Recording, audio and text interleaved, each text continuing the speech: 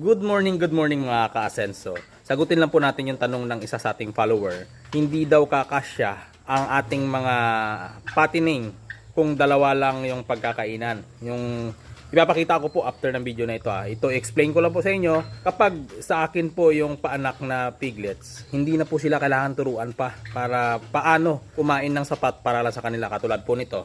Ayan, maliit pa lang po sila. Naka-unlimited feeding na po sila o naka-ad libitum na. Makita po ninyo may space pa. Kumakain po yung gutom pa at yung mga busog na ay natutulog na po sila. Ganun po kapag naka-automatic feeder or naka-ad libitum feeding po tayo.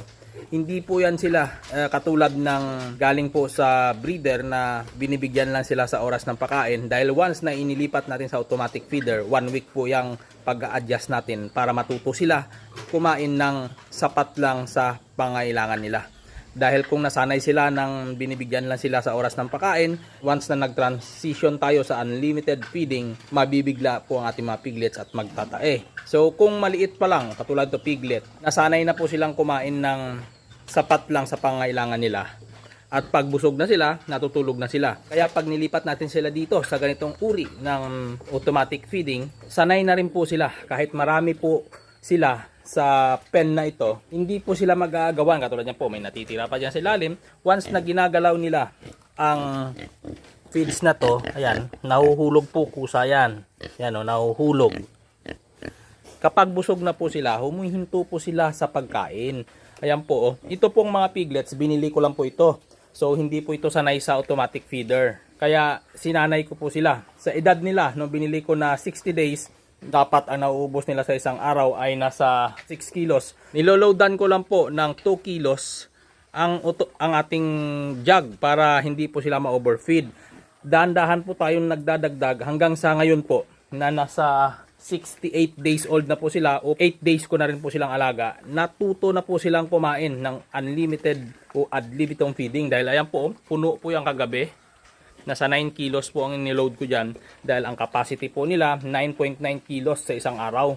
Sa 6 po sila. Ayan po, yung busog hindi po yan makikisabay sa pagkain. Ayan, yung gutom, ayan kakain po yan. Lalo na nandito tayo, kapag may tao, kumakain po sila. Pero kapag sila lang po dito, yung mga busog natutulog na, yung gutom ay kumakain. Tama naman po, 2 o hanggang 3 lang po ang kasya rito. Pero hindi po yan sila mag-aagawan dahil hindi naman sila sabay-sabay na kumakain dahil nasa mindset na nila na kapag natulog sila, pagising nila, may kusang umaagos na pagkain dyan. Hindi po sila yung naghahanap pa. Kapag gumising sila, yung iiyak pa dahil tatawagin nila yung nagpapakain sa kanila, nagutom na sila. Pero sa ganitong pagkain, hindi na po. Ayan, pagkagising, tatayo. Iinom po yan doon sa automatic drinker. Yung bagong bangon naman, ay siya naman yung kakain rito. Ayan po, ganun po ang kanilang setup rito.